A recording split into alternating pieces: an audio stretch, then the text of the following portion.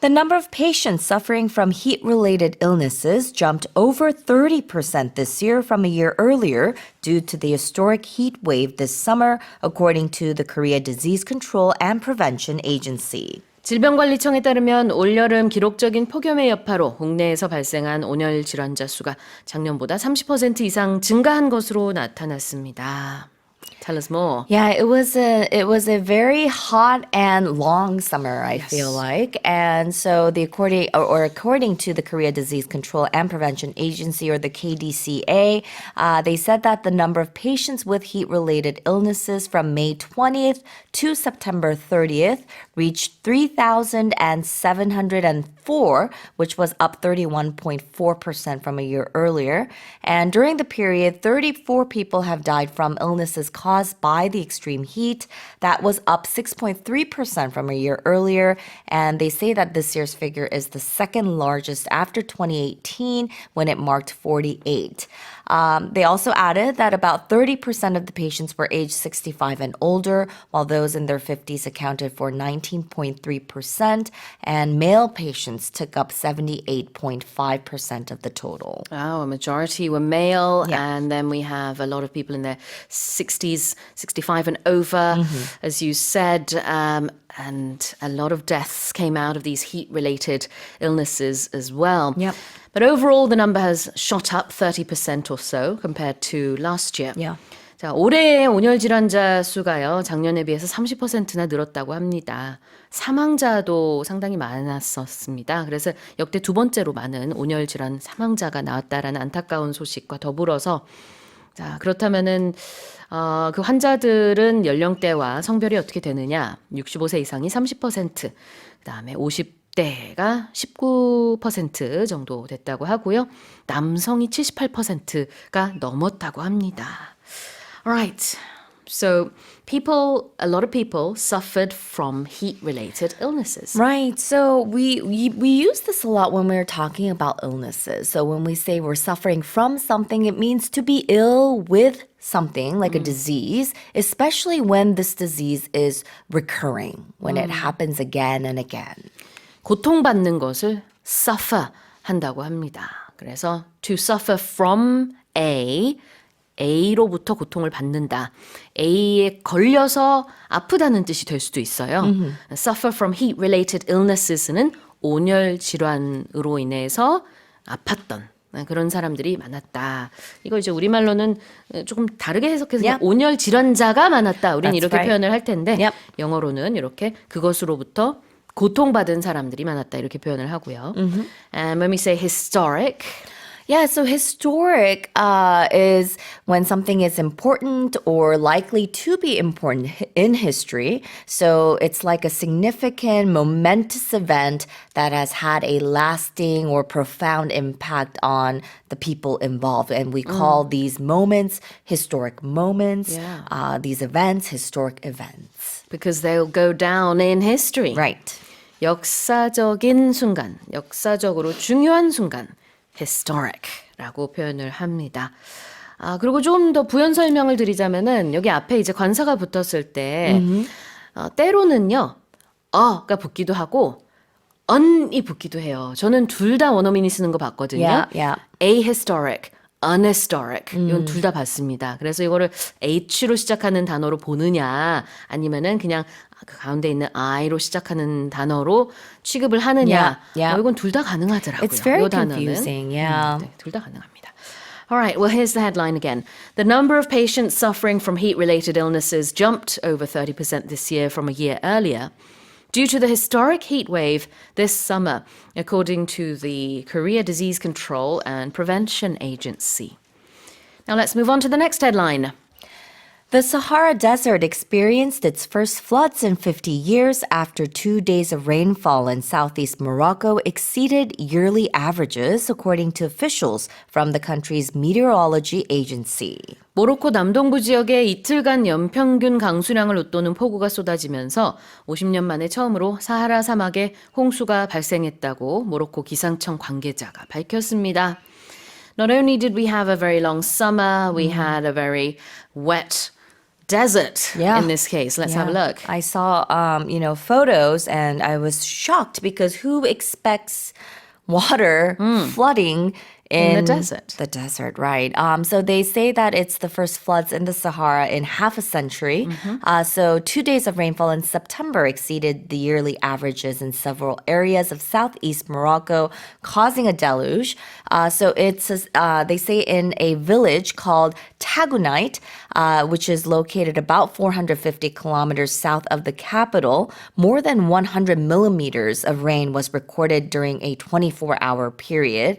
And satellite images showed this lake. It's a lake that's located between Zagora and Tata called Lake Iroquois. And they said that it's dried up for 50 years, but they saw this lake being filled up. So local meteorologists say that it's been about 30 to 50 years since they've seen this much rain in such a short span of time. I think that's what's caused the flooding.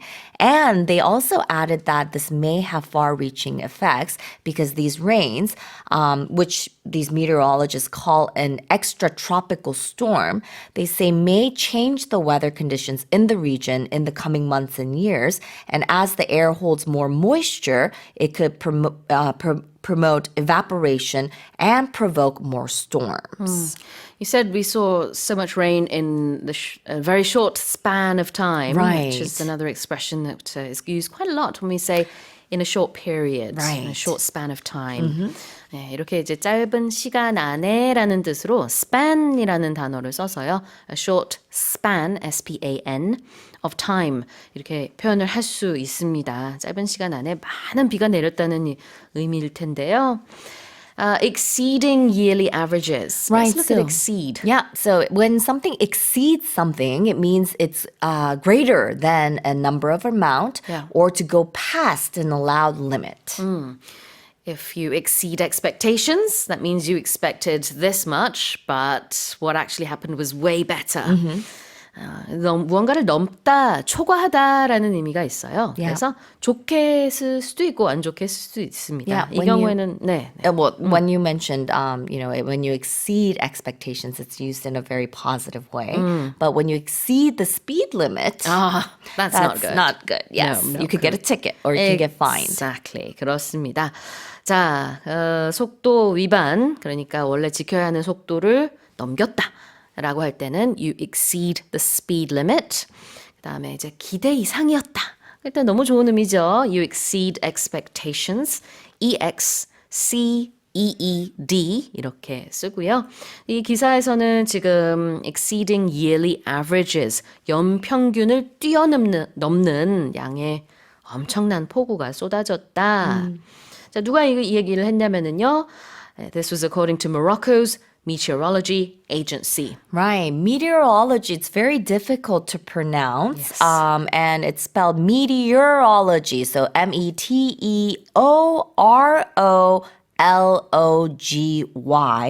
And this is the branch of science that's concerned with the processes and phenomena of the atmosphere, especially as a means of forecasting the weather. Yes. So the easier word for meteorology is weather. Yeah.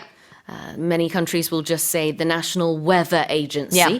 Some countries like to say the National Meteorological Administration, Yeah. like we do here in Korea. Yeah, Or KMA. Yes, or Morocco's Meteorology Agency.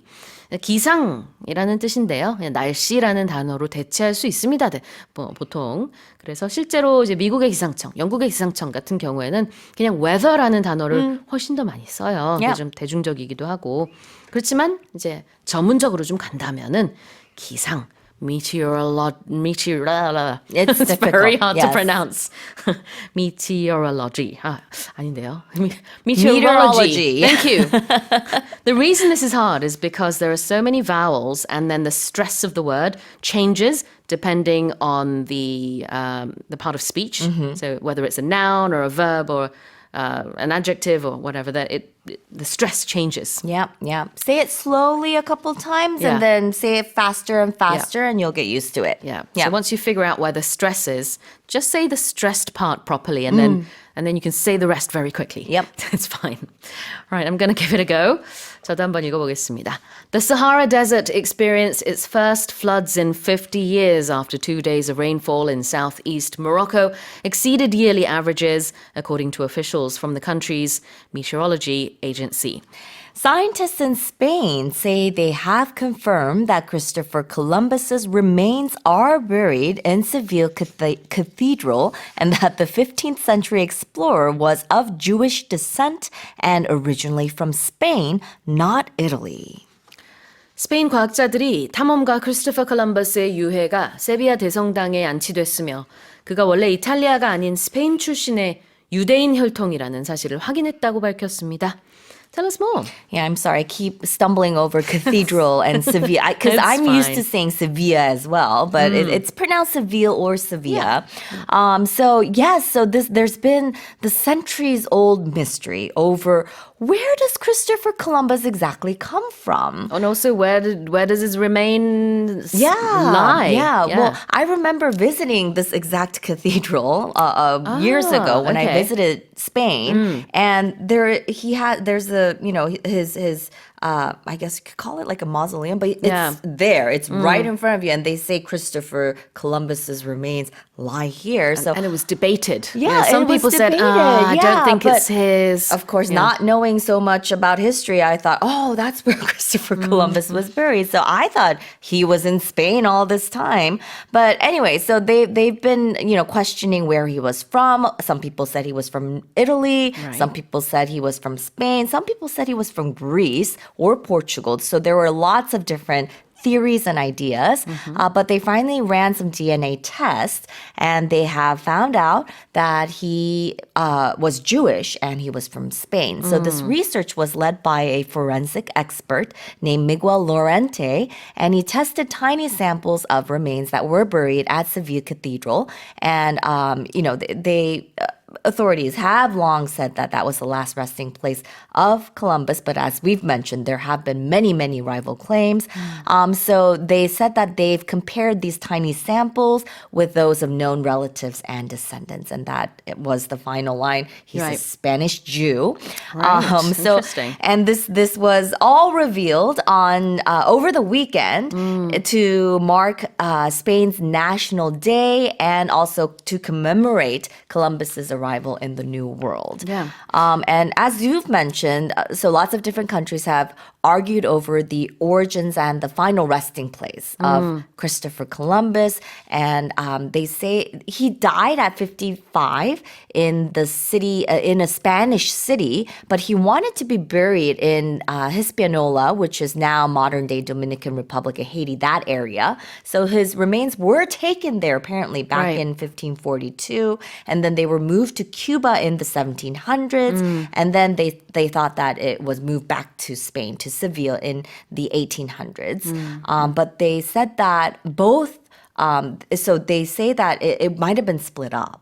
So right. both of the remains, there could be some of his remains left in the Dominican Republic and Haiti, and of course his remains in Seville. Those were what was used to be tested with. Yeah, I think some articles did say the remains in the Seville Cathedral, they're incomplete remains. yeah. But nonetheless, they are his. 네, 크리스토퍼 콜럼버스가 이제 스페인의 한 도시 바야돌리드에서 1506년에 사망했습니다. 그런데 이제 사망하기 전에 나의 유해는 히스파니올라에 묻혔으면 좋겠다라고 얘기를 했대요. 근데 그게 이제 오늘날로 치자면은 아이티 그리고 도미니카 공화국 쪽입니다.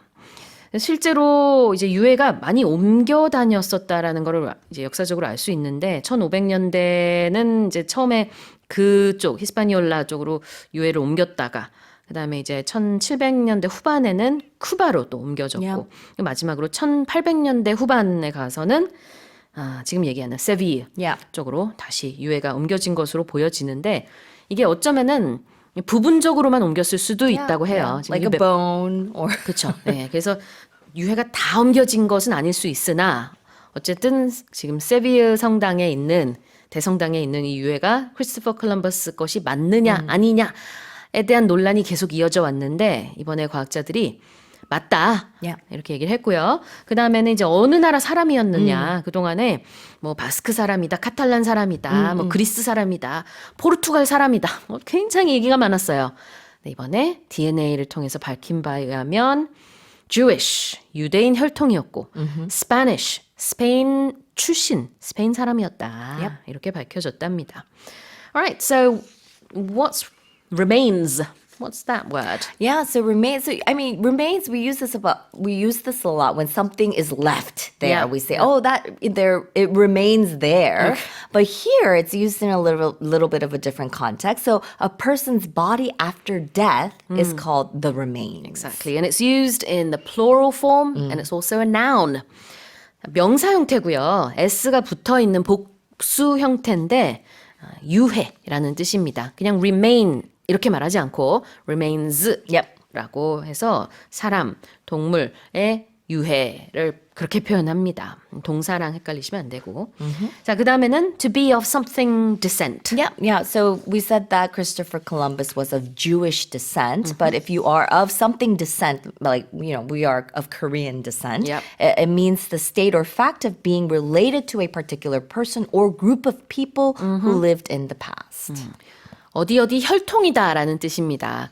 물론 이제 한국에는 좀 압도적으로 한국 혈통이면서 한국 사람인 사람이 많으니까 우리가 두 개를 구분해서 말하는 경우가 많지는 않지만 이제 전 세계적으로 봤을 때는 혈통은 이제 뭐 예를 들어서 한국계 미국인 뭐 이런 식으로 유대계 뭐 스페인 사람 이런 식으로 혈통과 그다음에 그 출신 국가가 다른 경우 많아요. Of course, 그래서 지금 그런 얘기로 보시면 되겠습니다.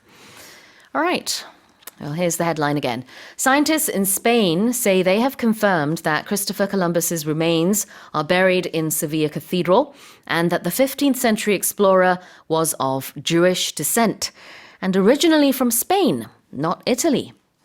Now let's move on to the next headline, another mystery. Yes. The discovery of a preserved boot believed to belong to Andrew Sandy Irvine, who disappeared while attempting to climb Everest 100 years ago, could potentially help solve one of mountaineering's biggest mysteries. 100년 전 인물인 앤드류 어바인의 것으로 추정되는 한쪽 발 유해가 발견됐습니다. 그는 과거 에버레스트 등정 도중 실종됐던 등반가로 이번 발견으로 산악계의 최대 수수께끼 중 하나가 해결될 가능성이 열렸습니다.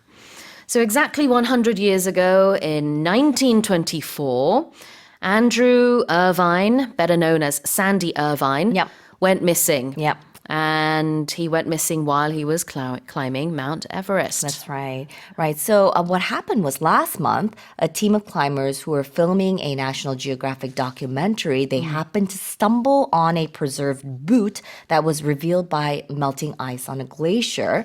And the boot is believed to belong to Andrew Sandy Irvine, who disappeared while attempting to climb Everest back in June of 1924 with his partner, George Mallory. So this discovery could potentially help solve one of mountaineering's biggest mysteries, whether or not this pair succeeded in becoming the first people to summit Everest 29 years before Edmund Hillary and Tenzing Norgay reached the top. So this is the big question that everyone's asking. And they say that a number of people have searched for Irvine's body over the years, partly because the 22-year-old is said to have been carrying a camera with an undeveloped film inside, potentially with a photograph of the pair at the summit. So this is what they are looking for. And, the family of Irvine, they've given a DNA sample to help confirm that there was a foot inside the boot. Yep. So they've given permission to make sure that the foot is indeed Irvine's. But the filmmaking team that discovered the boot say that they are fairly confident that it belongs to the mountaineer because they found the sock inside the boot and it had the name tag stitched into it with the words AC Irvine Exactly. 네. 자, 부츠가 하나 발견이 됐습니다. 네, 이 부츠 안에는 양말이 있고요. 그 양말에 이름이 이제 자수로 새겨져 있습니다. A.C. Irvine 이렇게요. 그래서 앤드루 어바인의 full name이 앤드루 컨윈 샌디 어바인이라고 했나요? 네, 그래서 A.C. 요 약자가 Yep. 예, 딱 맞습니다. 그렇게 되면은 이제 100년 전에 실종이 됐기 때문에 에베레스트 등정을 제대로 이제 완주했는지 우리가 지금 확실치는 We're not 않지만 sure. 만약에 했다 그러면 최초의 등반가가 되는 거래요. 그러니까 이런 미스테리를 풀 수 있는 어떤 문이 열렸다 이렇게 보고 있는 거고 그때 당시에 22살이었답니다. 앤드루 어바인 굉장히 젊었는데 카메라를 가지고 있었대요. 그래서 이 카메라는 아직 못 찾은 거죠? They said that they were looking around nearby where they found the boot, but you know everything's kind of frozen up and then Sure. it's thawed. So I don't think they were able to find anything else. But I'm sure a lot of they will be looking around the area to see if they can find anything more. Exactly. All right, so the boot was preserved. Yeah, when something is preserved, it means it's been maintained or something has been maintained in its original or existing state. 보존됐다, preserved. P-R-E-S-E-R-V-E-D.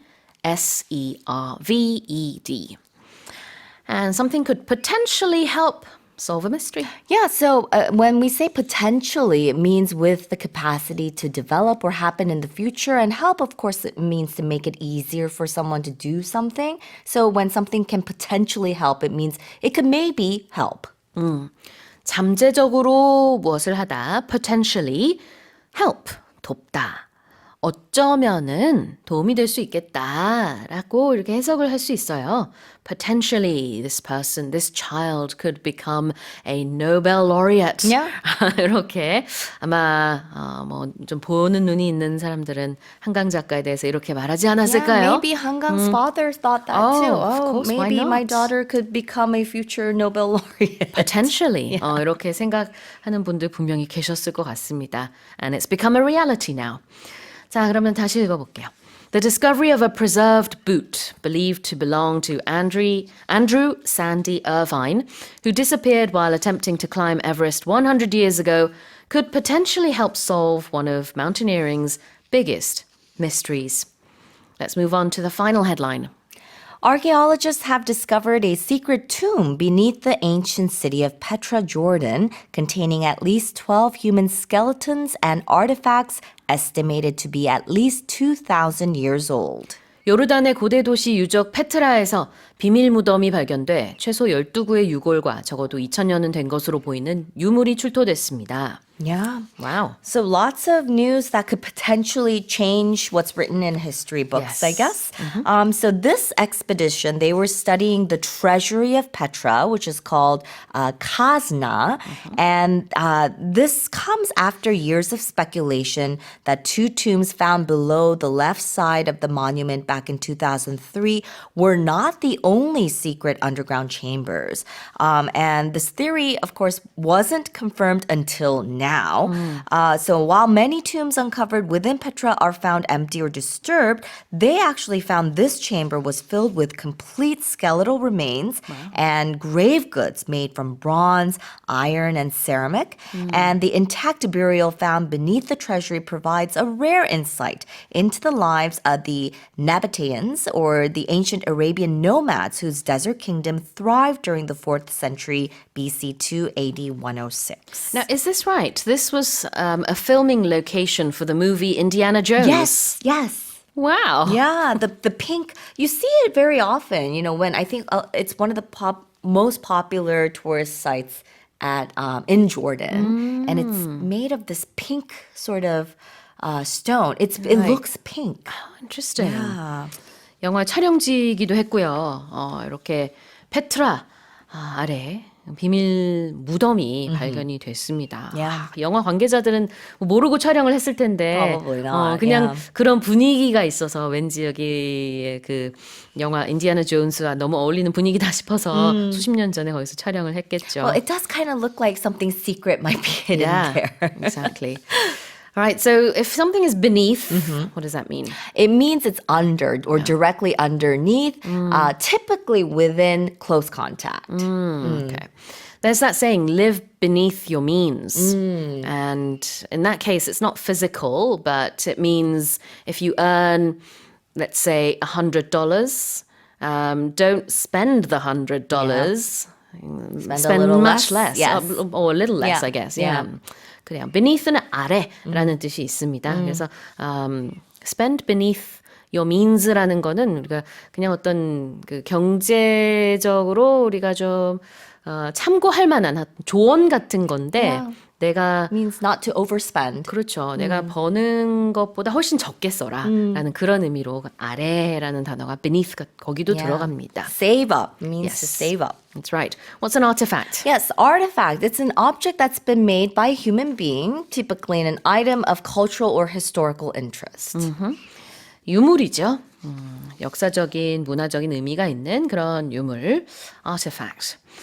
자, 다시 한번 읽어보겠습니다. Archaeologists have discovered a secret tomb beneath the ancient city of Petra, Jordan, containing at least 12 human skeletons and artifacts estimated to be at least 2,000 years old. Well, that's it for the headlines this morning with Karen.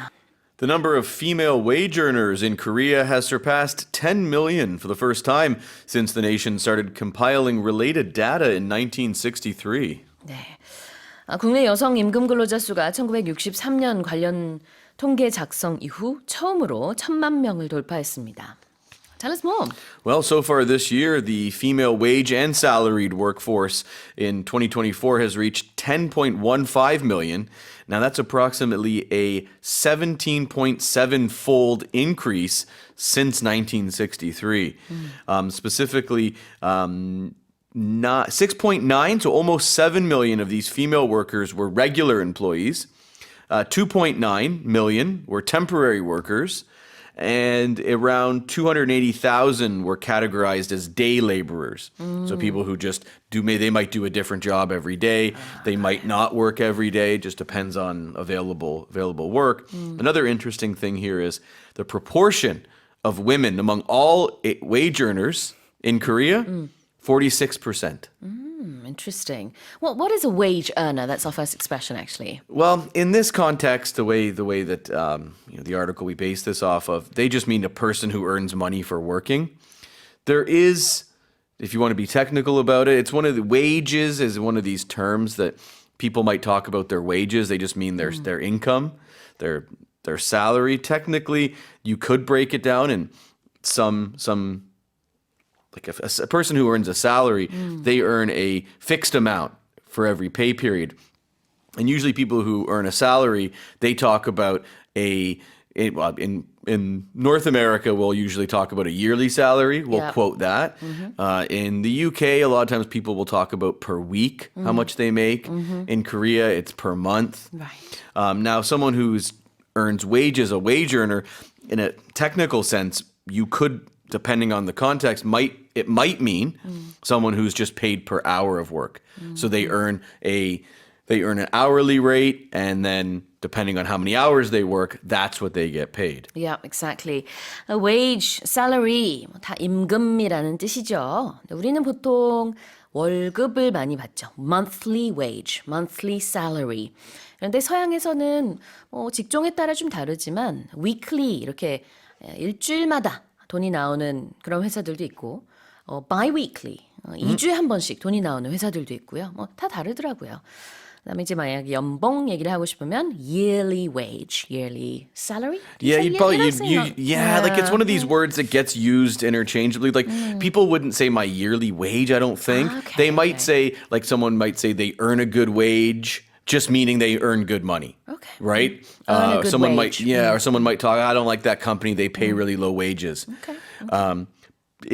If we talk about minimum wage, though, then we're talking about that hourly pay, the minimum that someone can be paid per hour. Yep. And that would be at a job that's not on salary. And how do you spell wage?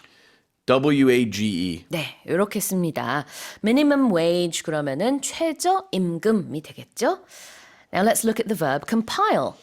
When you compile something, you collect information or you collect stats, data, even songs actually, from different sources, and then you put them together. So if it's information or stats figures, facts.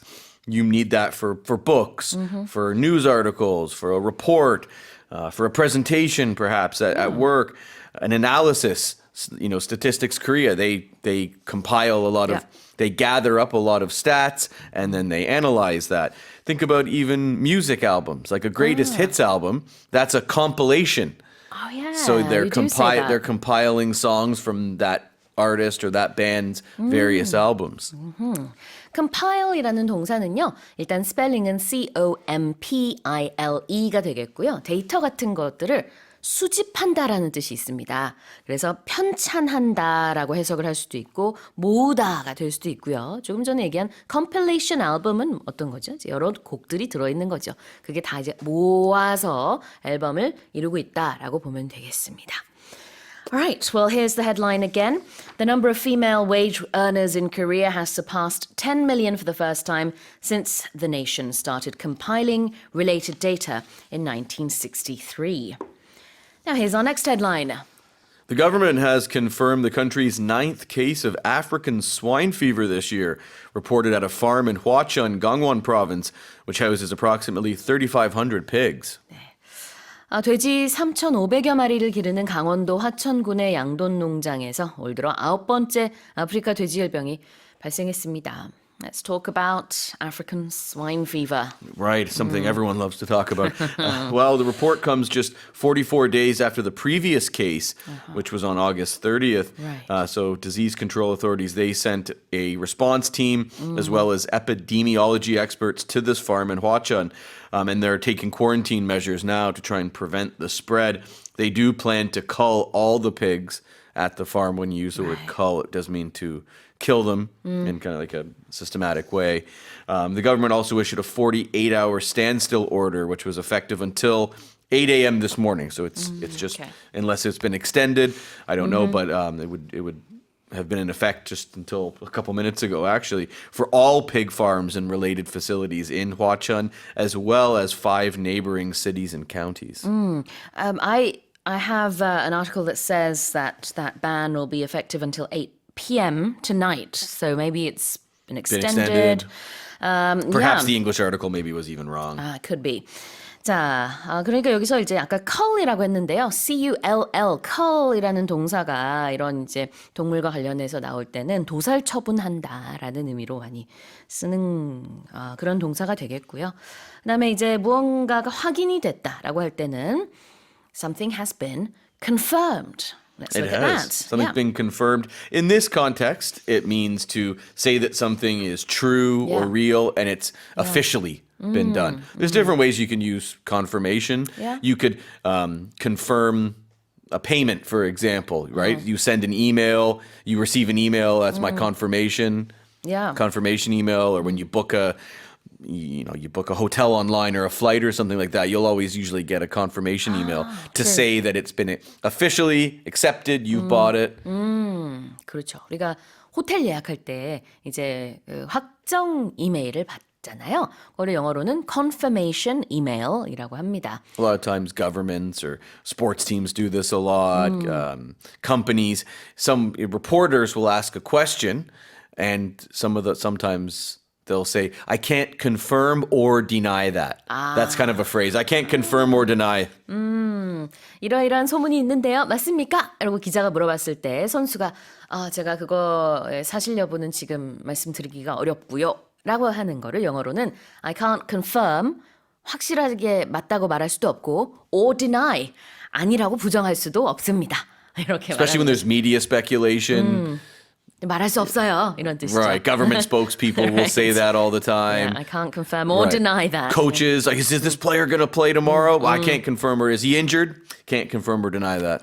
그래요. 자, 여기서는 the number of not the number, but the 9th case of African swine fever has been confirmed. 네, 이렇게 확인이 됐다라는 뜻으로 여기선 쓰고 있고요.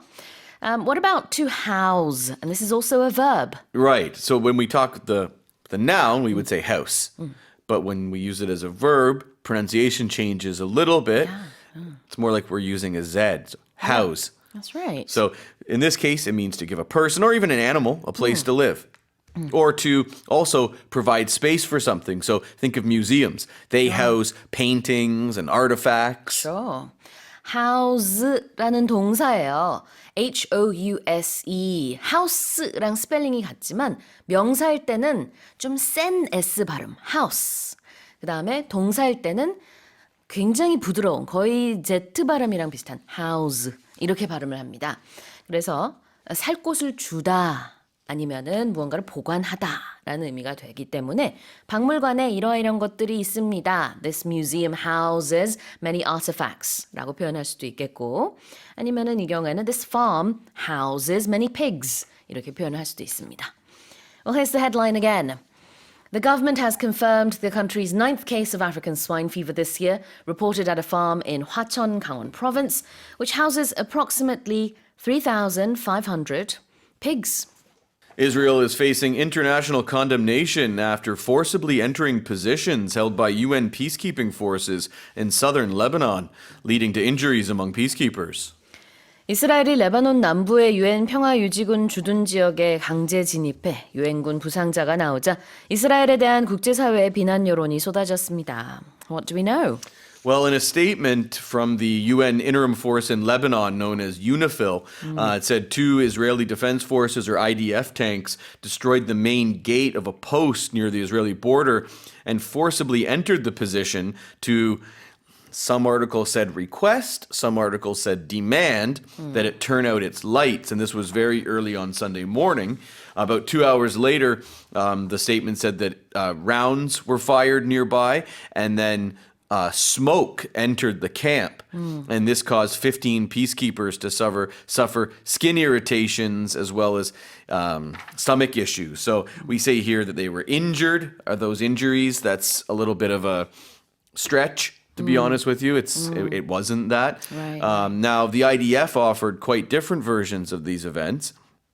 The IDF said that they had encroached on this UNIFIL position kind of accidentally. They backed into the gate because they were trying to evacuate one of their soldiers who had been wounded in that area by an anti-tank missile.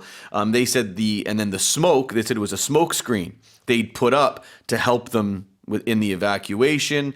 They said they'd maintain contact with UNIFIL the whole time, and there was no threat to their forces due to their activities here. Right. Now, UN Secretary General Antonio Guterres, he very clearly is quite biased when it comes to this situation. He's always really attacking Israel. He said that any attacks on peacekeepers may constitute a war crime and that UNIFIL personnel in its premises must never be targeted. Doesn't sound like the IDF was targeting their positions at all. So that's quite strong language that he's using. Israeli Prime Minister Benjamin Netanyahu, he had told UNIFIL to immediately get its troops out of harm's way in a statement. He's been saying this repeatedly, that they are not doing their job there at all. Get out of the way. He's saying that Hezbollah is using the proximity to their camp as kind of a to their advantage. He's called these UNIFIL troops hostages of Hezbollah. Now, prior to this, other peacekeepers have been injured in recent days. Right. Now, the IDF did take responsibility for some of these incidents. I'm not sure exactly what happened, but 2 troops from Sri Lanka were injured. They took responsibility for that. Last Thursday, 2 Indonesian soldiers were injured. They fell from an observation tower after an Israeli tank fired towards it. I think they weren't trying to kill those soldiers or anything like that, but it happened. And a lot of Israel's allies, and especially in Europe, really were angry about this. France, Italy, Downing Street, which is the UK government, they said they were appalled by this. Of course, Netanyahu is saying European leaders should be directing their criticism towards Hezbollah, not Israel. Yeah. And he has said several times that UNIFIL's failed to stabilize this region. They have not prevented Hezbollah fighters from operating in this region, which is one of their main reasons they're even there. Hezbollah, of course, being the armed forces of Lebanon. No, not the armed forces of Lebanon. No, it's a militia funded by Iran. Iran, funded by Iran. All right. Well, let's have a look at this. There's been a lot of international condemnation pouring in. Well, condemnation means when you criticize someone's actions, you say they're bad. So when you hear international condemnation, it means that many countries are criticizing usually another country's actions. They could be, when there's terrorist attacks, there'll be international condemnation on that. Or when war breaks out, for example, there was international condemnation on Russia. 그래요. International, 여기서 condemnation이라는 단어가 좀 어렵고 길죠. condemn 하다라는 동사가 바로 비난하다인데요. 여기에 m하고 n 같이 들어갑니다. condemn, condemn. 근데 발음할 때는 m까지만 발음을 해요. 그러나 스펠링은 뒤에 n이 하나 더 붙습니다. 이 명사 형태가 condemnation이 되겠습니다. Is that right? The spelling for the verb condemn is up to the N? Yep, that's right. It is right. I just got confused there. No, it's a tricky word to spell. That'd be one of those words that would really trip people up on spelling bees. 맞습니다. What about doing something forcefully? Forcefully or forcibly. Oh, sorry, Yep. forcibly, yeah. Both mean the same thing. By force, using physical power, even violence. 물리력을 동원해서 한다, 강제로 한다라는 뜻이 되겠죠. Forcibly는 여기서 부사가 되겠습니다. F-O-R-C-I-B-L-Y. Sometimes if people are not behaving well in certain places, they might be forcibly removed. 그럴 수 있죠. 강제로 옮겨질 때. 자, 그러면 다시 한번 제가 읽어볼까요? Israel is facing international condemnation after forcibly entering positions held by UN peacekeeping forces in southern Lebanon, leading to injuries among peacekeepers. Now here's our next headline. SpaceX has achieved a new milestone during the 5th test flight of its Starship rocket, with the lower half successfully maneuvering back to the launch tower and being caught by a giant pair of mechanical arms. 스페이스X가 자사 화성 탐사선 스타쉽의 5번째 시험 비행 과정에서 로켓 하단부가 발사대로 돌아와 두 개의 거대 로봇 팔 사이에 성공적으로 안착하는 기술을 선보이며 항공우주공학의 새 역사를 썼습니다. All right, tell us more. Well, the chances of this happening were very, very slim. So the bottom part, known as the super heavy booster, the chances of this being caught, the company, SpaceX even said thousands of criteria had to be met for the attempt to even be made. Oh. And it was their first shot, and I watched the video several times. Amazing that this happened. And the ship part, the upper part of the rocket, that would be where the equipment and the crew will eventually be held for future missions, that also successfully landed in the Indian Ocean about 40 minutes later. That was their target. And SpaceX also managed to even preserve some of the vehicle's hardware, which it had not expected to be able to do. Big developments there Right. from SpaceX. The first expression is to maneuver. Maneuver, it's when you move somewhere very carefully and skillfully. You can maneuver your body in a certain way.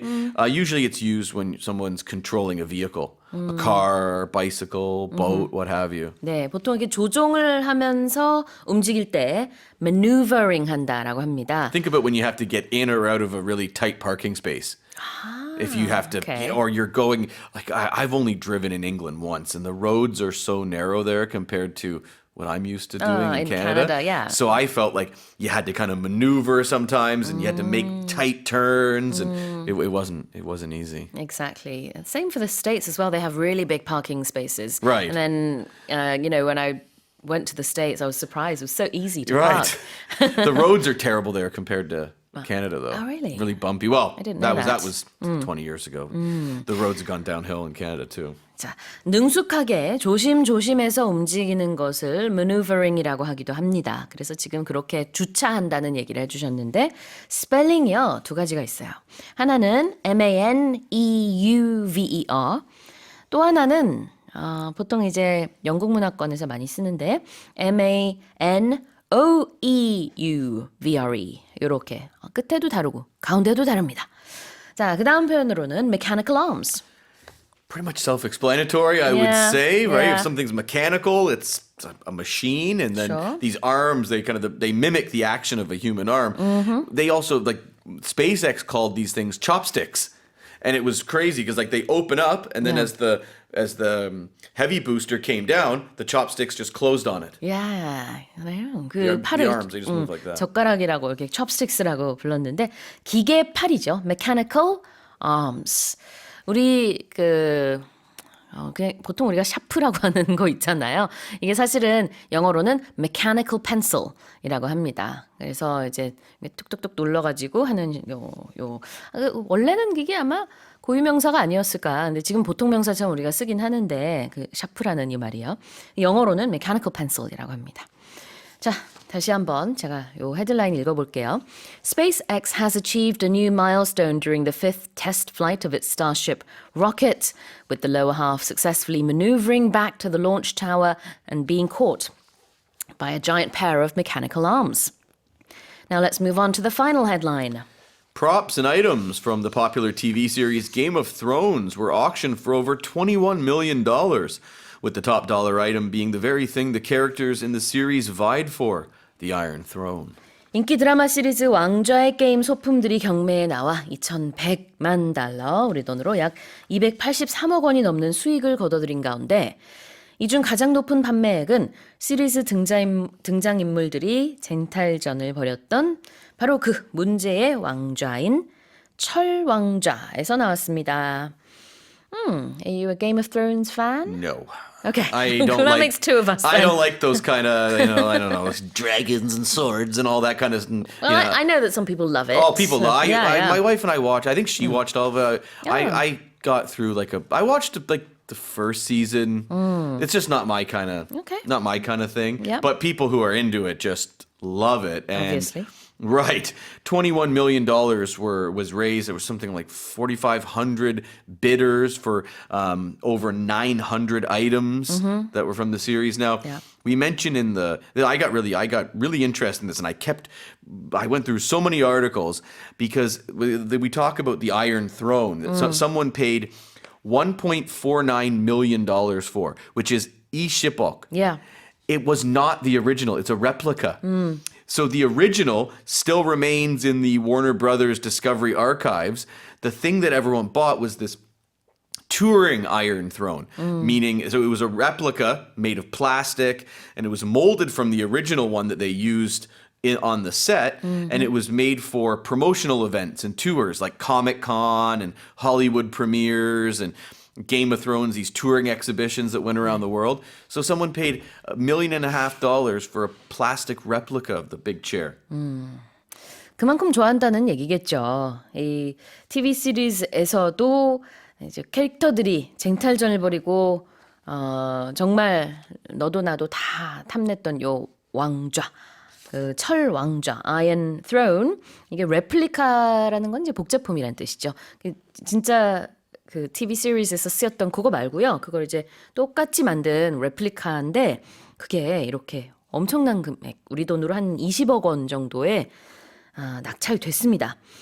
Alright, so when we say the top dollar item, we're talking about the most expensive item? Right, something top dollar, very high price. So here it's used as an adjective, top-dollar. There's also the phrase to pay top dollar. There'd be no hyphen in that case. And that means to pay a lot of money for something. 그래요. 돈을 굉장히 많이 낼 때 pay top dollar라고 할 수 있고 여기서는 형용사로 a top dollar item, the top dollar item 이런 식으로 가장 높은 액수로 낙찰된 아이템이라고 했어요. A lot of people vied for this. You vie for something, you compete for something. So there's several teams now, they're vying for the KBO championship at the moment. Yep. vie, V-I-E 이렇게 쓰고요. vie for something, 무엇을 가지려고 경쟁하다, 겨루다.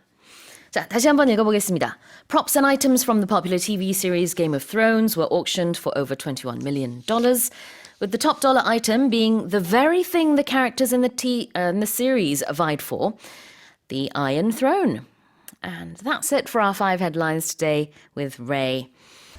A supermoon is expected to occur and be visible in Korea on Thursday for the first time in 14 months, making the full moon appear brighter and larger than usual. 평소보다 더 밝고 크게 보이는 보름달인 슈퍼문을 1년 2개월 만인 이번 주 목요일 국내에서도 볼 수 있을 것으로 예상됩니다. Yeah. Wow. Yeah, this is the first supermoon that we'll be able to see here in Korea since late August of last year. So over a year now. Yeah. But according to the National Gwacheon Science Museum, it will be the first supermoon, like I said, since last year, and it will rise at 5:38 p.m. tomorrow evening in Seoul. Thursday evening. Yes, and it will set at 7:22 a.m. on Friday. And if you were wondering what a supermoon is, it's a full moon or a new moon that appears when the moon is at its closest point to Earth, which is about 357,000 kilometers away. And if you're interested, if you have kids, kids age 7 and older, they can register online with the museum where you can attend a lecture about supermoons, and they'll hold a free observation event for the public from 7 to 9:30 p.m. on Thursday. That's the National Gwacheon Science Museum, Correct. of course. 아, 그래요. 내일 저녁에 서울 기준으로는 아까 5시 38분부터 7시 22분경 하늘에 이 슈퍼문이 보일 거라고 합니다. 지역마다 약간의 시차는 있을 수 있지만 저녁 시간대에 그래도 대략 한 2시간 정도는 떠 있을 것 같으니까 구름만 끼지 않으면 슈퍼문 볼 수 있겠네요. And according to my weather forecast, it seems like it's going to be a clear day, Oh, clear good, skies tomorrow good. evening. So hopefully we can all have a look. Yes. I love watching supermoons because they do look bigger and they feel brighter. Yeah. Obviously. The scary ones are the red moons. Sometimes when the moon has that sort of tint of red Yeah. to it, it's almost apocalyptic looking, you know? Indeed. All right. Well, first of all, I want to focus on the pronunciation of the word super because in Korean, a lot of the time, super is written as super. Oh, yeah. And I've always had an issue with this personally. Yeah. Although, I really don't know who to go to and talk to about this. Right. But in English, it's not super, it's super. Right. And it's not that you can't pronounce that sound. No. But I think shupo has just been around. I mean, it's its own word Exactly. now. It's been in Korea, around. right? Yeah. 맞아요. 한국에서는 it's been around라는 거는 오랫동안 사용돼 왔다라는 뜻인데 굉장히 오랫동안 슈퍼라는 단어가 들어가면 슈퍼라고 글로 이렇게 써와서 그런지 Yeah. 이 경우에도 이제 슈퍼문이라고 우리는 쓰죠. 그런데 영어에서는 사실 SH 발음이 아니고요. super 이렇게 네, 발음을 하시는 게 맞습니다. It's basically your name, and then you add per, right? Sue, hi Sue, per, super. 맞아요, yeah. 맞아요. Same for universal. 그것도 Universal, right? Okay. 네, 이유는 모르겠는데 Yeah. 우리말로 표기할 때 universal이라는 이 단어도 universal이라고 이제 뭐 쓰더라고요. Like the 뭐, studios, right? Like Universal. Studio. 그러니까요. Exactly, 네네 yeah. 그런 것처럼. 근데 이제 참고로 우리말에서는 뭐 그렇게 쓰더라도 영어에서는 이제 슈 발음이 아니다. 이거 그냥 참고하시면 되겠습니다. Okay, let's look at occurring. Okay. When something occurs, it takes place or happens. Like we said, this supermoon will occur or happen tomorrow evening. 그렇죠. 발생하다, 일어나다, occur. 그래서 명사 형태는 occurrence인데요. 동사 occur, O-C-C-U-R입니다. What about appearing? Yeah, when something appears, there are two ways to look at this. It can come into sight, literally, where in front of you, in your eyes, something appears. But here, the supermoon will appear brighter and bigger than usual, meaning that it'll give the impression of being that. So it basically means the same thing, that it comes into sight. 어떻게 보인다, appear, A-P-P-E-A-R. 자, 그럼 다시 읽어보겠습니다. A supermoon is expected to occur and be visible in Korea on Thursday for the first time in 14 months, making the full moon appear brighter and larger than usual. Let's move on to the second headline. A survey shows that nearly 90% of Korean adults are willing to work after retirement, mostly due to financial reasons. 설문조사 결과 우리나라 성인 10명 중 9명은 은퇴 후에도 일할 의사가 있으며 이는 대체로 경제적 이유 때문인 것으로 나타났습니다. Yeah, we talked about Suni and the 칠공주들, Yeah, right? yeah. They're in their 80s, I believe. So if you can be that active at that age, the retirement age right now in Korea, the legal retirement age, I believe, is around 60. So it's no surprise that according to this survey, 87.3% of the respondents said they would work after retirement. And if you look at the breakdown by age bracket, the older you are, the possibility that you'll be working after retirement or wanting to work after retirement is higher. Right. So basically, those in their 50s, 95% of them said they would work. But if you go down to the 20s, only 65.8% said they would work after retirement. So, There's that whole FIRE movement.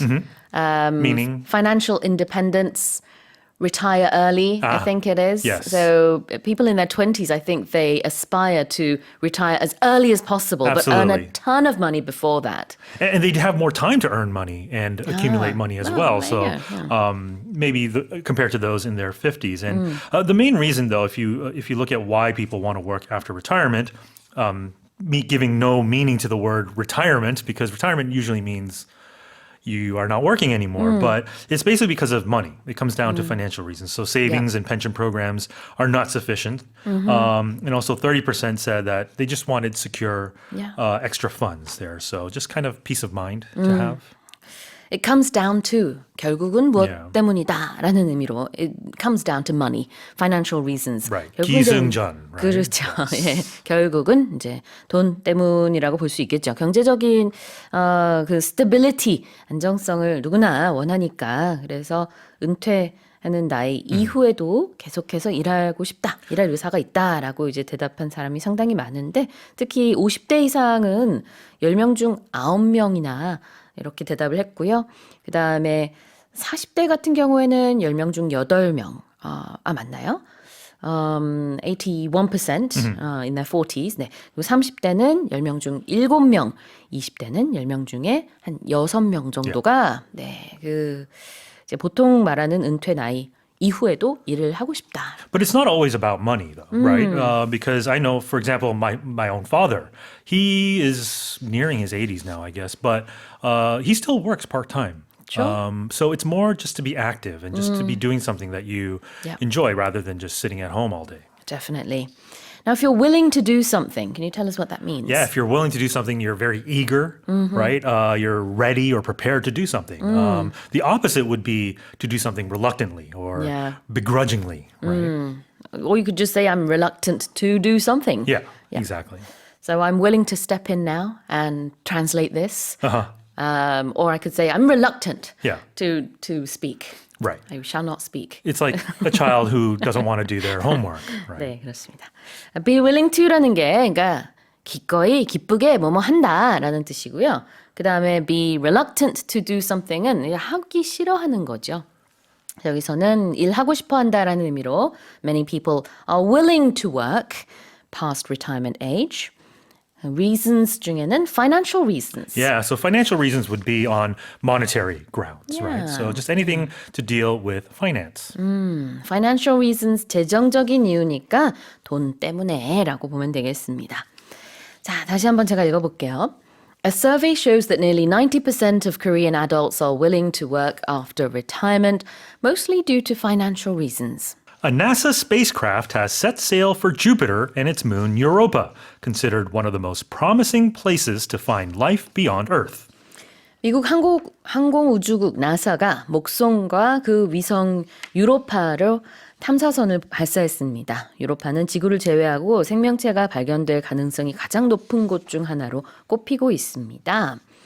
So let's talk about Jupiter and Europa. Yeah, so Europa, apparently the thought is that there's this icy crust on this moon where an ocean is thought to be sloshing fairly close to the surface there. And that's why this mission specifically won't be actually landing on this moon of Jupiter, on Europa, but rather hovering over it about 25 kilometers above Europa's surface, which is considerably closer than any other spacecraft has ever gone before. And this is NASA's largest ever craft built because it has enormous solar panels. But it'll take 5.5 years to reach Jupiter and Europa's surface. But Jupiter has 95 moons.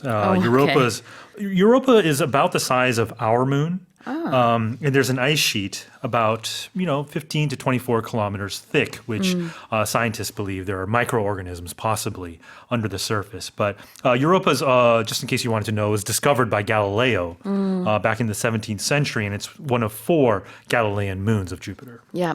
In Korean, we call Europa 위성, not to be confused with man-made satellites. Right. But in English, it's called a moon. But the moon is also a satellite. It is a satellite, right? Yes. yeah. And that's where the word comes from. I 그렇죠. believe, yep. 그래서 국내 언론에서는 유로파를 이제 위성이라고 지칭을 하고 있죠. 네, 위성이 맞는데 이제 인공 위성이 아니라 네, 위성, 그냥 자연적인 위성이고 영어로는 moon이라고 표현을 하고 있습니다. Yeah, Jupiter, obviously the biggest planet in our solar system, right? Yeah. You can name all the planets, Sue, off the top of your head? But Mars, Venus. Well, here, let me give you a little mnemonic, as they say, right? Please. Mnemonic, M-N-E-M-O-N-I-C. My very excellent mother just served us noodles. My very excellent mother just served us noodles. just served us noodles. 여러분 요 앞글자 다 한번 지금 써보세요. Right. My very excellent mother just served us noodles. Yep. 자, 그러면은 요 첫 글자 하나하나가 요 행성들의 앞글자가 되겠습니다. 그러면 너무 쉽네요. Yeah. Mars, Venus, Earth. Well, Mercury. Sorry. Mercury, Venus, Earth, Mars, Jupiter, Saturn, Uranus, Neptune. Yes. 그렇구나. And you can add, you can replace noodles with 9 pizzas if you want Pluto in there as well. But Pluto has been determined to be a dwarf 맞아. planet now, right? So Growing up, I Yeah. was taught that Pluto was a planet, but Yep. it isn't anymore. nope. 그래요. My very excellent mother just served us noodles. Yes. 수금지와 목토 천해. 그렇죠. Yes. 그렇죠. 맞습니다. 명 Yes. See, these 말하고 mnemonics, 싶은 네. you're supposed to remember them, right? Yeah. Exactly. 이렇게 앞글자만 따가지고 하는 거를 mnemonics라고 부릅니다. Do you know the spelling of that word by Yeah, any it's a chance? funny spelling. Okay, Actually, yes. it's M-N-E-M-O-N-I-C. M-N. It starts with an M-N, but Yeah. the M is silent, so it's a mnemonic. M-N-E.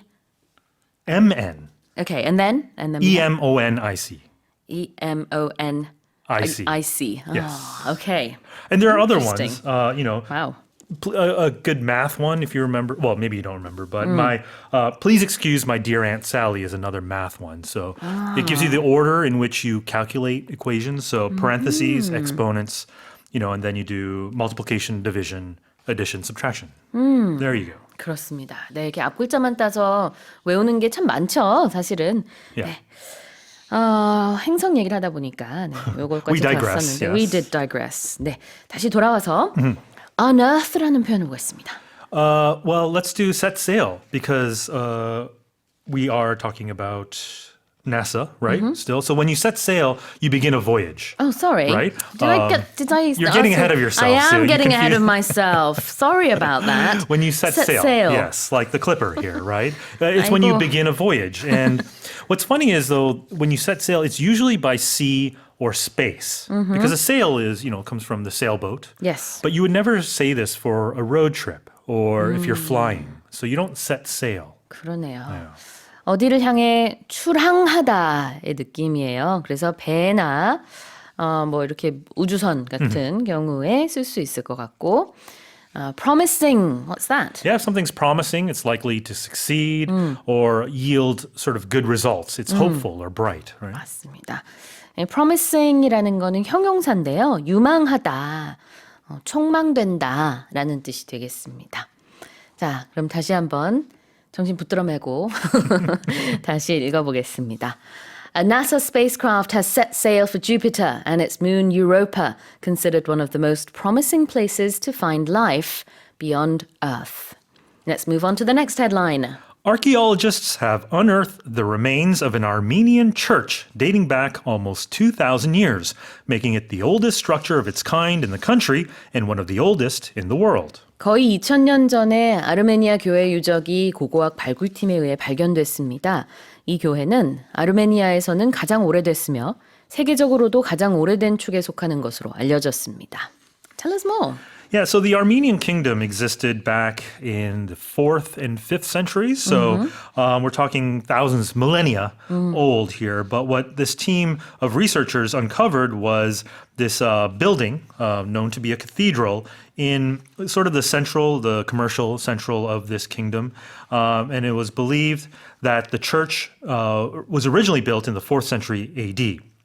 And this, coincides with the construction of another cathedral also in Armenia, which is considered the ancient kingdom's first cathedral and is often regarded as the oldest in the world. So quite a remarkable discovery here. The church, if you look at it, it's shaped like an octagon. It's octagonal with rectangular chambers extending out from 4 of the sides. An octagon has how many sides? 8. 8. Yes. That's why an octopus has 8 8 arms legs, or exactly. legs. Yeah. And scientists, the way they date these old discoveries is by carbon dating, right? They look at the carbon that exists in this case, the building, to sort of prove that this is thousands of years old. Indeed.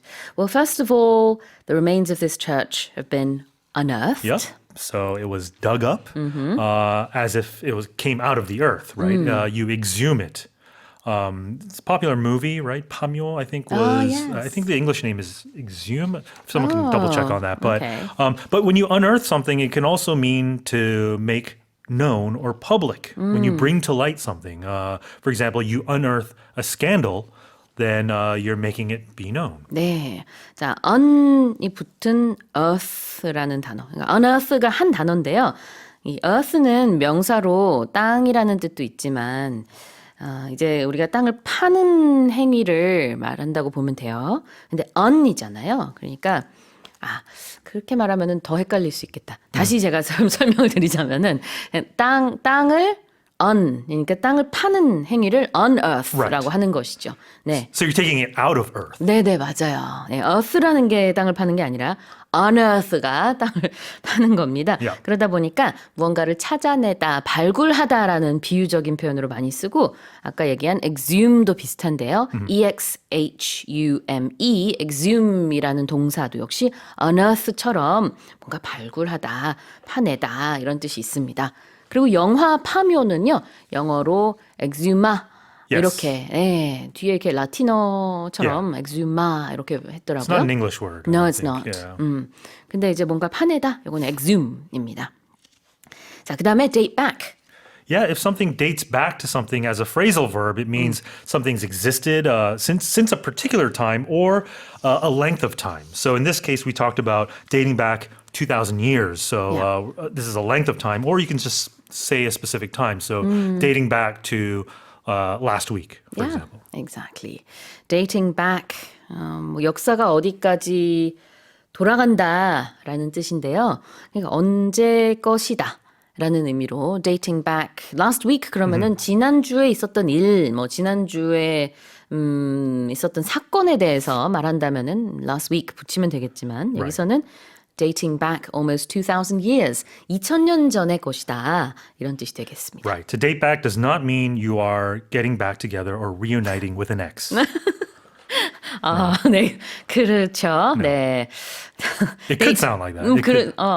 It never crossed my mind, Right. but now I can't stop thinking about it. Date back가 다시 데이트하다가 아닙니다. 자, 다시 한번 제가 읽어보겠습니다. Archaeologists have unearthed the remains of an Armenian church dating back almost 2,000 years, making it the oldest structure of its kind in the country and one of the oldest in the world. 자, 이어서 마지막 헤드라인입니다. Pilots of a flight from Sydney to Colombo were involved in a tense verbal altercation, during which one pilot was locked out of the plane's cockpit, according to airline officials. 호주 시드니에서 스리랑카 콜롬보로 향하던 한 항공편에서 조종사 간에 심한 말다툼이 벌어져 이 과정에서 한때 조종사 중 한 명이 문이 잠긴 조종실 안으로 들어가지 못하는 일이 발생했습니다. Yeah. Okay. So, what happened? You know, details of why this dispute happened between these two pilots is sort of unknown at this point, but the facts that we do know are that the first officer, so not the main pilot, but the first officer requested a toilet break. Now, standard safety procedures say that when one of the crew members, or when one of the pilots needs to take a break, then one of the cabin crew members needs to come into the cockpit Sure. to ensure that there's at least two people present there. But when the first officer was waiting for the toilet, before a cabin crew member could come into the cockpit, the captain closed and locked the door and refused to open it. He was having a little fit. It seems like, words were exchanged through, there's a communication link between the rest of the cabin and the cockpit. And it took some time. It took a senior cabin crew member to sort of diffuse the situation. But, after the flight landed, the first officer lodged a complaint, and now the case has been referred to authorities there. But As it should. it was probably something petty anyways, but you have the safety and the lives of hundreds of people. Yeah. It probably should not. This was not professional, I'd say. Not at all. It's quite unforgivable in many ways. Let's have a look at the word verbal altercation. Yeah, so if something's verbal, it's spoken, right? It's not written in words. And an altercation is sort of a dispute, a skirmish, not an all-out brawl, or you could describe a brawl as an altercation, but an altercation, you can describe it as minor. You have Okay. a minor altercation, but it's any basically noisy, heated, or angry dispute. 말싸움 같은 거를 altercation이라고 할 수 있는데 이걸 좀 더 구체적으로 verbal이라는 단어를 붙여서 진짜 말다툼, 말싸움이라는 걸 강조한 것 같아요. verbal이라는 것 자체가 이제 말로 하는 것이다라는 뜻이고 altercation이 그런 이제 작은 다툼이죠. But you can also have an altercation between armies or navies. There was an altercation between the two countries at sea, for Okay. example, right? You can call that an altercation as well. Which is slightly bigger, but it's not Slightly an bigger all-right than war. right, exactly. All-right war, I should say. 그러니까 네, 그러네요. 조금 더 큰 규모에서 다툼이 있을 때도 아니면 어떤 물리적인 충돌이 있을 때도 altercation을 쓸 수 있는데 여기서는 언쟁의 의미로 보시면 됩니다. Right. In the news, for example, you see a lot of recently with Chinese military forces and U.S. jets, for example, in the South China Sea. They have altercations where the two air forces might fly very close to each other. 그러네요. 자, 그때는 이게 뭐 때에 따라서는 분쟁이 될 수도 있고 충돌이 될 수도 있는데 그게 이제 아주 큰 규모는 아닌 거죠. Yeah. 알겠습니다. Altercation, A-L-T-E-R-C-A-T-I-O-N.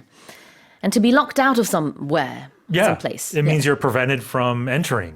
It could be a building, a room, a vehicle as well by locking the door. So a lot of times, I guess in this day and age, can you still lock yourself out of your car with your smart key? I don't think so.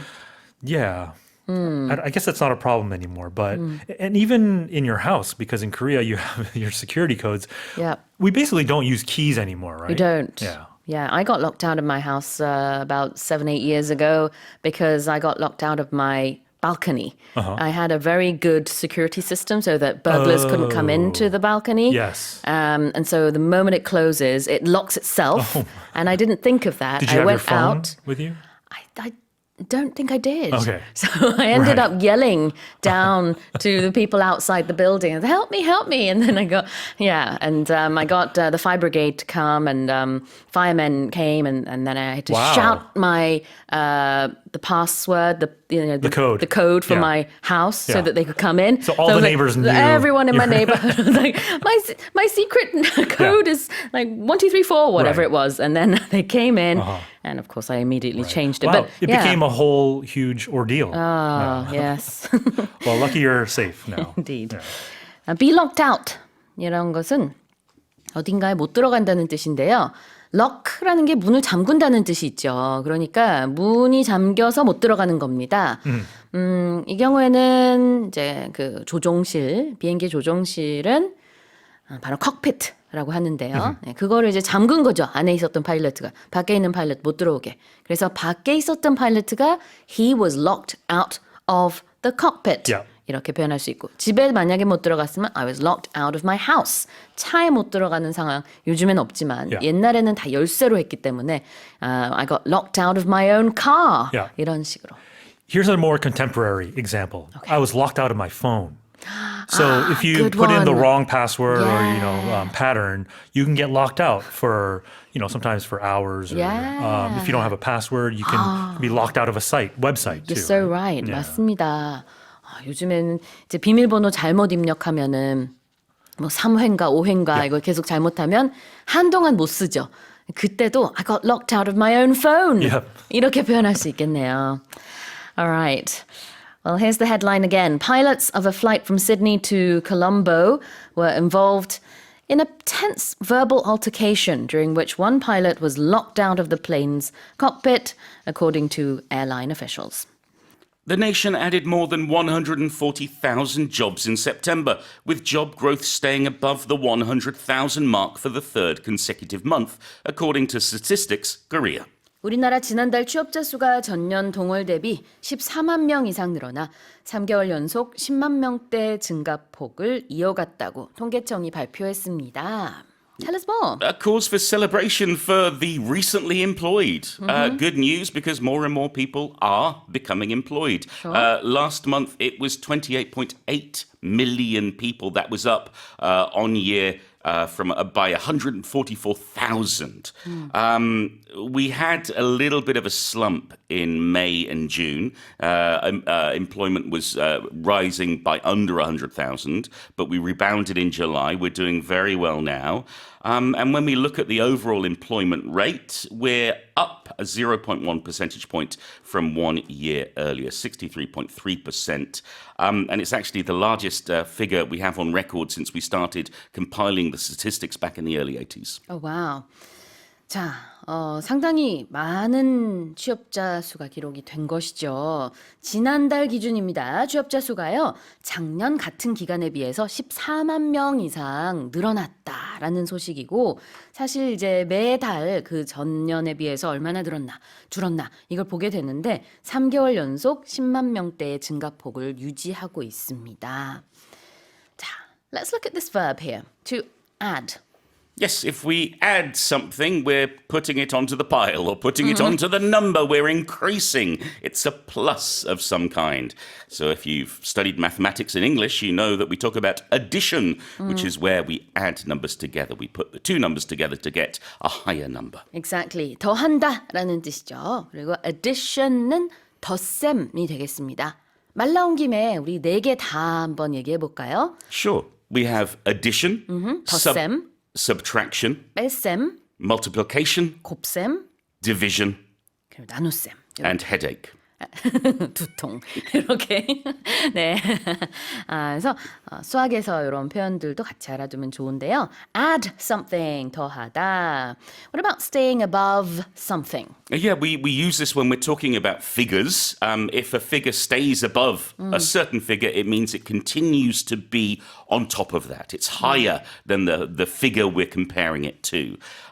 We can also keep our heads above water, for example, meaning we keep on surviving. But staying above means we're over a certain number, a certain total that we're comparing ourselves to. Stay above something. 무언가 위에 있다. 무엇 이상을 유지하다.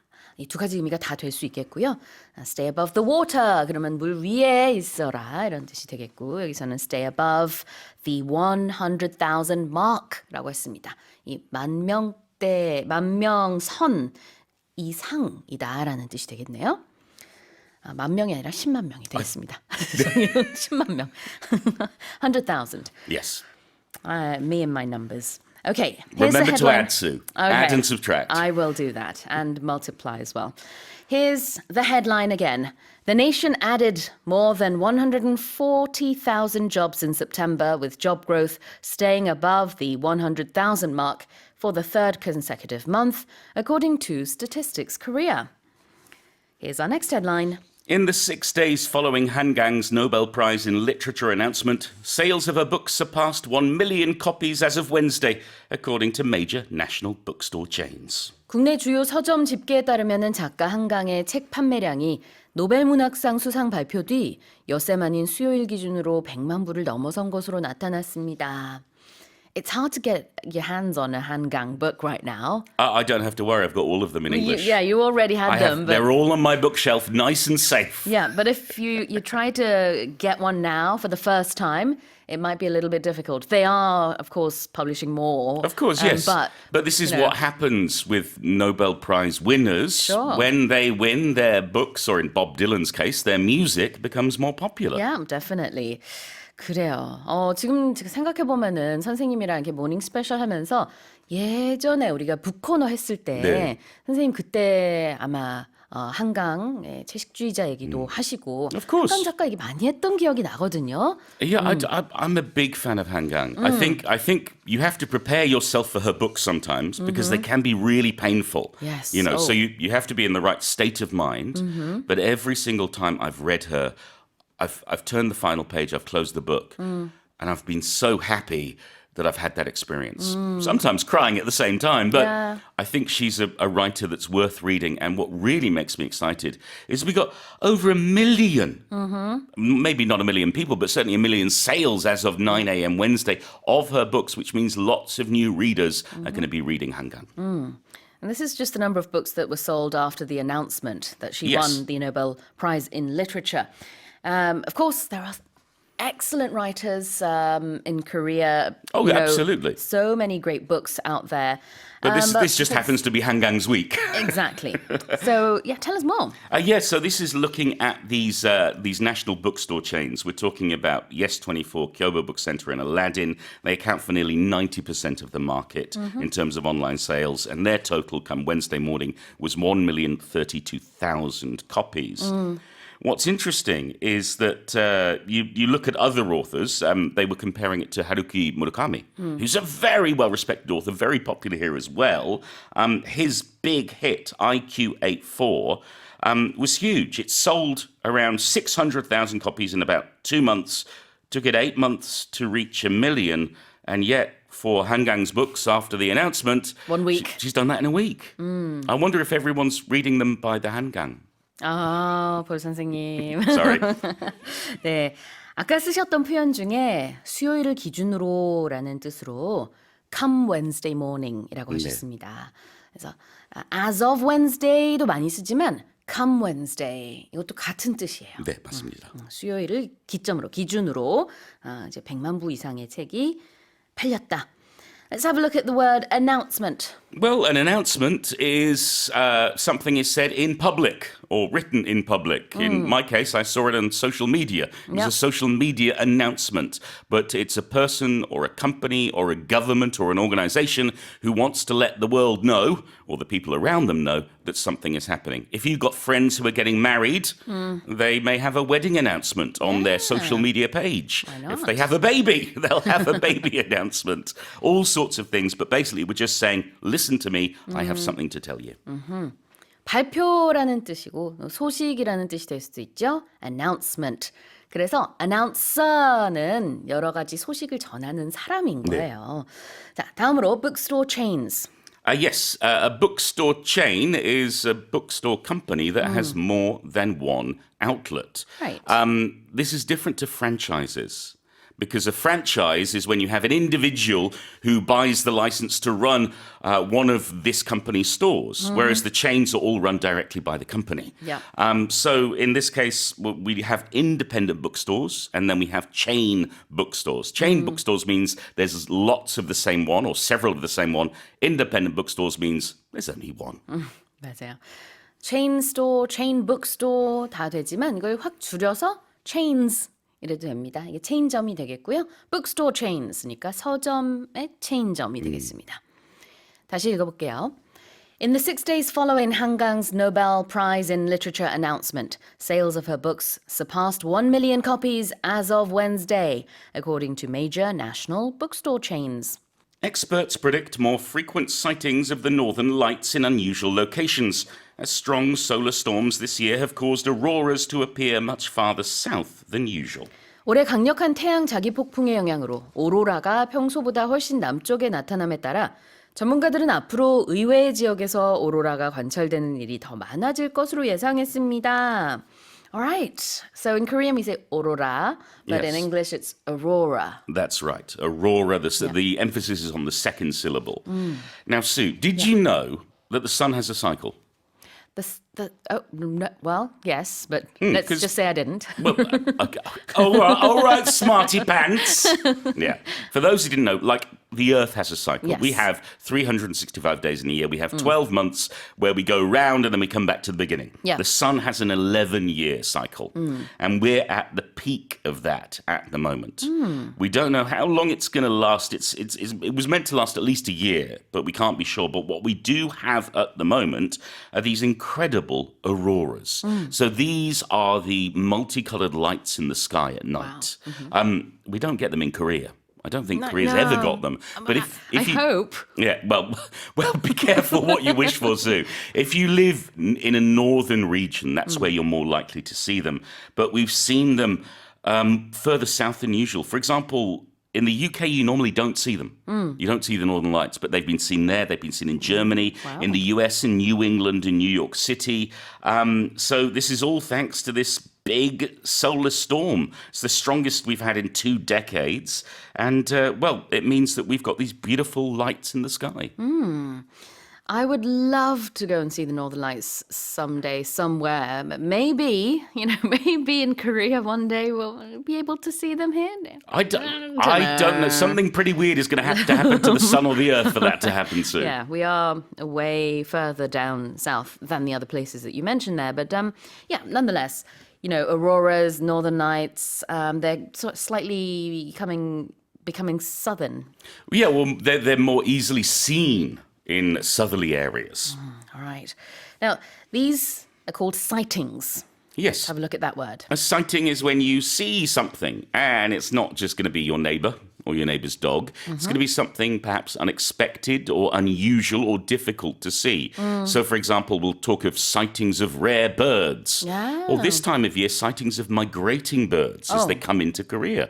Yeah, so it's something that we suddenly see, and it's worth noting. Yep. It's worth talking about. Absolutely. 자, sightings. S 많이 붙여요. 왜냐하면은 한 번이 아니라 여러 번 목격하는 거기 때문에. 그래서 이게 명사고요. sightings 그러면은 이런 것의 목격담이 될 수도 있고 보는 것이라는 뜻이 됩니다. 물론 단수로도 쓸 수 있죠. 딱 한 번 봤으면은. 여기서는 sightings of the Northern Lights라고 했어요. 그래서 평소 우리가 생각하는 오로라를 볼 수 있는 지역이 아닌 곳에서 목격담이 많이 나오고 있습니다. What about the solar storm that's mentioned here? When I was a kid, I thought the sun was a smooth ball with rays coming out of it. And as I get older and science got better, I saw footage of basically a stormy surface. If you've ever seen closer up footage, or as close as we can get of the sun, Right. it's like a whirling, swirling mass. It's not just a smooth ball. And it does have these storms, which is where you have flares of solar energy coming out, and they're so strong that they impact not just the sun and its surrounding area, but us too. Yeah, definitely. Solar storm은 태양 폭풍인데요. solar라는 단어가 들어가면 태양과 관련된 거죠. 그래서 우리가 평소에 쓰고 있는 달력이 solar calendar이죠. 근데 이제 음력 그 원력 같은 경우에는 영어로 lunar calendar라고 해서 달과 관련된 건 lunar, 해와 관련된 건 solar. Yeah, so some people outside their window on their roof might have solar panels Yeah, for exactly. collecting the energy from the sun. solar panels. 그 태양전지 판을 말하죠. 그리고 또 태양계 하면은 solar system. All right. Well, here it is again. Experts predict more frequent sightings of the northern lights in unusual locations as strong solar storms this year have caused auroras to appear much farther south than usual. Here's our next headline. Butter prices in Europe have soared in recent months, spelling bad news for bakers and pastry makers preparing for Christmas, who are already dealing with high chocolate and sugar costs. 최근 몇 달 동안 유럽의 버터 가격이 급등하면서 연말 대목을 앞두고 이미 높은 초콜릿과 설탕 비용을 감당하고 있는 제과 제빵업체의 부담이 가중되고 있습니다. Tell us more. I blame the cheese, which is actually one of the major reasons, because those who are using and buying dairy products, buying the milk, they're using them for making cheese because it's more profitable. So butter goes in cheese. Well, milk goes in cheese, milk goes in and milk cheese, goes sorry. in butter. We make Okay. both things Got from it. milk. Got it. Yes. So because cheese makers and related manufacturers are buying up more milk, that means the price has gone up, up 83% on year, which is a huge amount, almost double. So it's $8,706 per metric ton. We also have the issue, not just in Europe, but in Australia, New Zealand, prices were very high over the summer. Right. They're coming down a little bit. And with Christmas coming up, that's a very important time for butter because everybody's making butter cakes and butter cookies. Absolutely. And buttery gingerbread men. But, well, it's going to be more expensive, and that means prices will rise, not just in Europe, but also for those of us who import goods from Europe, we may see prices rising as well. So we have had more global milk production this year, but we need more to keep up with the amount of butter and cheese everybody wants to eat. 네, 치즈를 많이 만들다 보니까 우유는 국한되어 있고 그래서 이제 버터를 만드는데 들어갈 우유가 모자르고 그래서 버터 가격이 좀 오르는 현상을 보이고 있어요. 그런데 서양의 대명절이 지금 다가오고 있죠. 네, 바로 크리스마스입니다. 서양에선 크리스마스가 가족들끼리 다 모이는 명절이에요. 우리의 설, 추석 이런 거랑 비슷하다고 생각하시면 돼요. 그러니까 크리스마스 때 우리는 이제 제사상에 올라가는 여러 가지 음식을 만들듯이 서양에서는 크리스마스 푸드를 만들어야 돼요. 거기에 버터가 엄청 들어가거든요. Well, especially the desserts. And 그렇죠. desserts 네. are very popular at Christmas time. 네. What do you normally have at Christmas apart from the desserts? Oh, well, in our family, it was always a roast turkey. So we'd have a roast turkey with all the trimmings, and the trimmings are the sides, Yeah. which would be roast potatoes, roast carrots, boiled boiled Brussels sprouts, boiled cabbage, boiled anything, Yeah. gravy, Yorkshire pudding, cranberry sauce or red currant sauce Yeah. or mint sauce if you're having lamb, Love and then you have a Christmas pudding that you set on fire. 맞아요. 이렇게 서양의 명절인 이 크리스마스 때는 뭐 치킨이나 터키나 이런 이제 큰 poultry 가금류 보통 닭이나 칠면조가 제일 일반적으로 많이 먹는 것 같아요. Traditionally was goose. Goose, originally goose and duck were the ones used, but then turkey became popular because they were much bigger and cheaper. But people also do ham, lamb, beef, basically anything you can cook in the oven. 네, 그래서 이렇게 육류를 메인으로 해서 그 다음에 이제 여러 가지 채소도 같이 곁들이고 그 다음에 디저트까지 준비를 많이 해요. 가족들이 많이 모이기 때문에 대량으로 준비를 한단 말이죠. 근데 이제 버터가 꼭 필요한데 특히 디저트 만들 때. 버터 가격이 많이 오르고 있어서 지금 이게 상당히 어떻게 보면은 좀 걱정거리일 수 있겠어요. 서양에서는. 자, this spells bad news. Let's look at this expression. Yeah, if something spells bad news, it's giving us bad news. It's telling us that things are going to get worse, Yeah. that the situation is going to get worse. So it's like someone's spelling out BADNEWS. What? Bad news? It's coming. It's coming. So it can spell good news, you can spell bad news, but the point is we get this information and it tells us that either something bad or something good will happen. 네. 여러분, 우리 공부할 때 철자, 스펠링 우리 이제 집중해서 보게 되잖아요. 근데 이 스펠이라는 게 비유적으로 아주 많이 쓰이는 표현이에요. So many meanings. 네, 그래서 단순히 철자의 의미를 갖는 게 아니라 여기서처럼 안 좋은 소식을 의미한다. This spells bad news. 좋은 소식을 의미한다. This spells good news. Yeah. 이럴 수도 있고요. 또 이렇게도 씁니다. Do I have to spell that out for you? 내가 이걸 하나하나 다 설명을 해야겠니? 라는 뜻으로 Do I have to spell it out for you? 이렇게 말할 수도 있어요. Yeah, 굉장히 재밌는 표현이에요. We've talked about spell for quite a spell now. That's a different spell. A dry spell, a rainy spell 할 때는 이제 한동안 날씨가 어떻다 하는 명사인데요. 그건 좀 다르고요. 지금 말하고 있는 spell이라는 동사 이런 것을 의미한다. 좋은 결과, 나쁜 결과를 의미한다. It spells good news or bad news. 자, 다음 표현 deal with something. Sue has to deal with me once a week. She's not used to dealing with me on a Thursday, meaning she has to handle me. She has to put up with me. She has to combat me. She has to somehow survive me. Yes, I do. So when we deal with something, it's something that is problematic, troublesome, difficult. But we have to find a way to fix it or to get over it or to get around it. 네, 무언가를 다루거나 처리할 때 deal with something이라고 합니다. 실제로 이런 말을 할 수가 있겠어요. Deal with it. 그거 Yeah. 처리해. 아니면 그거를 잘 다스려봐.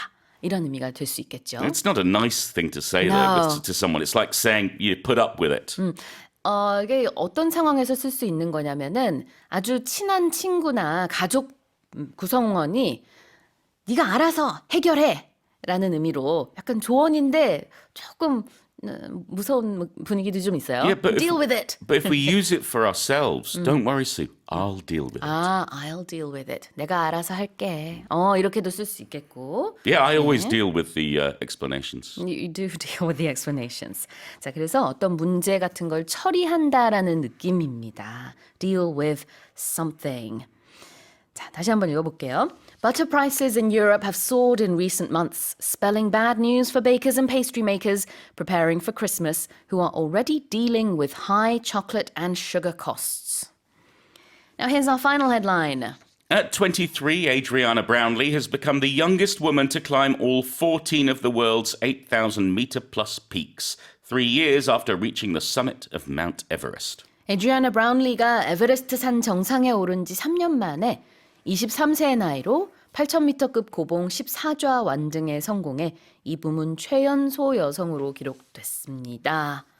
Oh my goodness. This is incredible. It is. She finished on October 9th. She reached the summit of Shishapangma, which is 8,027 meters high. She's only the second Brit to do it. It's quite incredible. The first Brit was in 2005, Alan Hinks.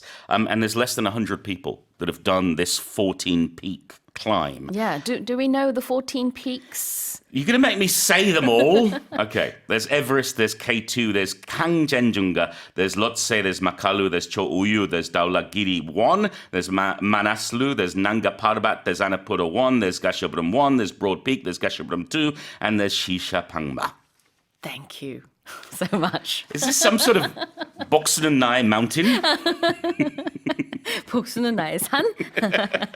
네. 이렇게 그 14좌가 뭔지 하나하나 다 이름을 불러주셨는데, 대단하네요. 23세의 나이로 최연소 여성으로 이제 기록이 되고 있다고 합니다. What's even more impressive, though, this last climb, 8,000 meters, she did it without extra oxygen. No oxygen tank, no extra breathing apparatus. She Because did the it by air's quite herself. thin up there, isn't it? Whenever It's you quite go up hard to mountains, breathe. it's difficult to breathe, so people Yeah. often use oxygen. Okay. Let's look at some words then. The peak. Yes, spelt P-E-A-K, not P-E-E-K, because P-E-E-K means to take a little look or a secret look. Yeah. Peak is the top of something, and it's often a pointy top. So we Yes. use it for mountains. We use it when you whip eggs to make meringue. You have the peak of the meringue or the peak of the whipped cream, but it basically means the very top of it. 네. 산 정상이라는 뜻으로 여기선 썼고요. 무언가의 꼭대기라는 뜻입니다. P-E-A-K. Also, Sue, I like to think I'm at my peak. 네, yes. Yes. Meaning sure. I'm at the top of my game. I'm 그래요. the best I'm ever going to be. I'm the youngest I'm ever going to be. Oh no, Sue, this is terrible. 내 인생의 지금 절정에 다다랐어 라고 선생님이 지금 얘기해 주시는 그런 의미의 피크가 되겠고요. 그 다음에 reach the summit. Yes, a politician will reach the summit means they go to the big meeting with all the other politicians. But summit here, again, means the peak, means the top of the mountain, the official place that says you've climbed all the way to the top. 자, 여기서 역시 서미트도 아까 피크처럼 산 정상이라는 의미가 있죠. 서미트는 그야말로 정상이라는 의미로 우리가 정상회담을 할 때도 summit meeting이라고 하고요. 그 다음에 산 정상 mountain summit, the summit of a mountain 이렇게 표현을 할 수 있는데 reaching the summit니까 그 산 정상에 도달하는 겁니다. You know, there's a summit at Christmas. Oh? We eat summit. What? We eat some meat. Oh, we eat some meat. Oh, my goodness. Here's the headline again. I'm so sorry, everybody. I'm so sorry. At 23, Adriana Brownlee has become the youngest woman to climb all 14 of the world's 8,000-meter plus peaks, 3 years after reaching the summit of Mount Everest. 한 가지 더 말씀을 드리자면은 미터의 스펠링이요. 미국에서는 끝에 ER로 쓰지만 영연방 국가들은 끝에 RE로 씁니다. 그래서 둘 다 스펠링은 맞습니다. You'll find that a lot. Theatre, for example, spelt differently in the US and the UK. That's right. Well, those were our headlines today with Paul Matthews.